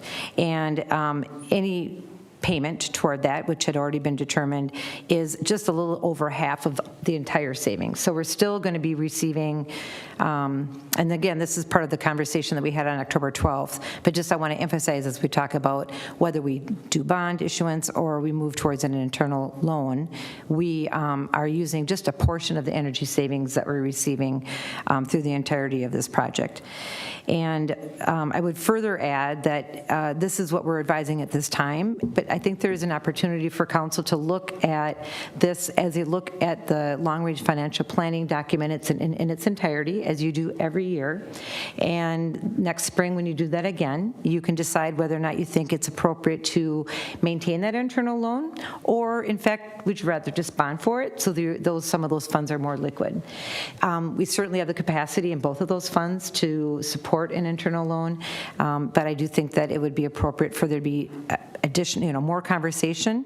And so with that, there would be a second resolution that we're asking council to consider, which is like that reimbursement resolution council has done in the past. Whenever we've done street projects, prior to us needing to bond for them, we would do them in the event we decided we wanted to bond later. So this would provide us the opportunity to, if you considered that second resolution, to go ahead and bond at a later date, actually over a 3-year period still. You'd have that flexibility within 3 years to decide to bond and pay back that internal loan and instead use a portion of those savings to pay back that debt service. So there are actually 2 resolutions before you. The first resolution, which was 9D on the agenda, would be to authorize the establishment of an internal loan from both the economic development and non-bonded funds to finance $855,000 of the energy and performance project at a 1.5% interest rate over 15 years. And then before I get to that second resolution, just for those who are listening, council saw it in its packet, but we do lay out how those payments would be taken and paid to both of those funds respectively, and also are able to demonstrate once again that it's coming directly from the energy savings. So there's no impact on our tax levy to make these payments. It's all coming from the project that we've undertaken. So then the second resolution would then to consider adoption of a reimbursement resolution, which would provide us an option to bond for these expenses incurred by the energy improvements if it was so decided by the council within 3 years of its adoption. So in summary, we're recommending that you adopt the first resolution to allow for that mechanism of this internal loan, and we would get that set up. And then after further evaluation, you would decide next year that you would either continue that loan as was set up, or you would go ahead and bond for it, and you would have that authority under your second resolution. So with that, I'd be happy to answer any questions you might have. Going to be stupid. So the reason we would want to consider that is because we're paying ourselves for expenses of issuance that we would otherwise be paying the market, whoever our bonding entity is. It's a secure transaction because we have the projects are guaranteed to generate net income, and we have the current capacity within our funds. So it saves us some money. We don't have to go out into the bonding market. We don't have to put it on city taxes. Correct. All right. Other questions, or is there a motion? Move to approve. It's moved and seconded. Questions? If not, all in favor signify by saying aye. Aye. Aye. Opposed? Motion carries. That takes care of 9E. I'm sorry. So was that, Mr. Bean, was it your intent to move 9D? It was my intent to move 9D. All right. So you have the authority to set up the internal loan. Is there a motion related to 9E? Move to approve. Thank you. Second. Thank you. Discussion? All in favor say aye. Aye. Opposed? Motion carries. Thank you. Thank you. I think you are still am, and I'm just looking for here it is, my memo. Yes, Mr. Chair, members of the council. So before you is a proposed amendment with LELS, which is our police sergeants, for the police sergeant's contract. This is the last of those that we bargain with, and not anything really new to report based on what we've done with the other contracts. Again, it would be for a wage increase of 3% on January 1st, with a 1% increase mid-year, as we have done for the other bargaining units. And then we are proposing to eliminate a start step, and this, again, is just a housekeeping item, so there's not a whole lot to report on that. Importantly, of course, would be the insurance coverage, and what's being proposed is same and similar to that which was proposed for the other bargaining units, with the city paying 75% of the increase that we are experiencing, and employees paying 25% of that increase. And lastly, you'll note that we are proposing adding Martin Luther King Jr. Day to its list of paid holidays. That was the last bargaining unit that hadn't had that yet in its contract, and so we'd like to have that recognized officially. And then if, in fact, Juneteenth would also be added as a paid holiday, and that would be following the state's adoption as a state holiday. So with that, I would recommend approval of the attached resolution amending the LALS Police Sergeant's contract. Very good. Move to approve. Thank you, Mr. Bean. Is there a second? Second. Mr. Engstrand? Discussion? All in favor, say aye. Aye. Opposed? Motion carries. We get to the consent agenda. I'm just really glad that we have public facilities with height to them alongside major freeways that allow us to, yeah, you got it. Cha-ching, check, never. Yes, so is there a motion to approve the consent agenda? So moved. Thank you, Mr. Walsh. Is there a second? Second. Thank you, Mr. Engstrand. Discussion. All in favor, say aye. Aye. Opposed? Motion carries. There is nothing to be discussed. So do we have some additional communication from the city manager? Mayor and council, or not mayor, chair, Mr. Chair and council. I'm The whole sensitive meeting to I was that. trying to keep Mayor that Emerson right. will have my scalp. I know. And there's not much there to have. Mr. Chair, members of the council, just a reminder for those who might be listening. I know it's on your calendars, but our next meeting is our Truth and Taxation hearing. It's an opportunity for members of our public to come to the meeting and express any concern they might have over primarily our budget, or if there's questions they have about the taxing process. Certainly, we would be happy to try to walk them through that process. And then there'll be consideration to the budget that was proposed for 2022 at that meeting. So it's an important meeting. Also, just wanted to I guess we're going through lots of transition, and we've had opportunities to meet with the the hired person, city manager, the person that's been hired to take my place when I'm done on the 17th. And so she's becoming acclimated to some of the ways that things are run here and meeting staff. She'll be coming in one more time to kind of meet with the entire staff and spend a day here kind of getting familiar before she starts on the 20th. So everybody's excited for that, and I think we're expecting a very smooth transition. So I wanted just to let council know that things are happening behind the scenes with regard to that. And then lastly, there will be a brief report from the Welcoming and Inclusive Community Task Force that was tasked by the mayor at the beginning of the year, as council will recall. It will not be a full report of their findings. That will be coming in 2022, beginning of. But in deference to the work that she did on behalf of this task force and calling it forward, we want to make sure that there's an update at her last meeting. So that will be also on the next agenda. Very good.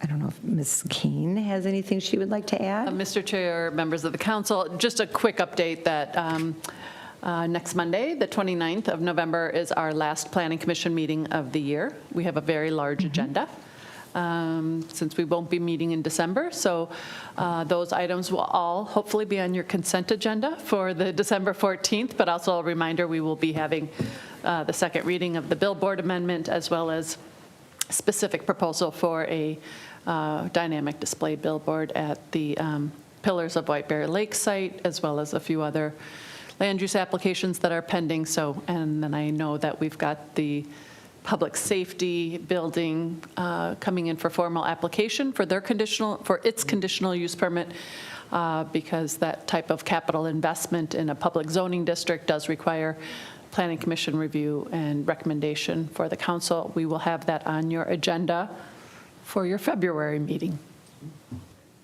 Okay, very good. Anything else? So anything else for the good of the order? Seeing none, I would simply like to extend to all of you a happy holiday. Part of my other Thanksgiving is for the good work and good spirit that exists among us and the work that we've done this past year. Thank you. It's we do not always agree. We do not always share exactly the same vision, but we do some good things with each other, and we do it with civility, and I give thanks for that. So with that, happy Thanksgiving to staff. three of you. Would you please? Yeah, we will. Thanks. I will. Yes. Thanks to all for your fine work throughout the year, and hope you have fine holidays as well. With that, I would accept the motion to adjourn. So moved. Moved and seconded. Discussion. All in favor, say aye. Aye. Opposed? Motion carried. Meeting is adjourned. Well done, Mr. Chair. That's good stuff. Yeah. And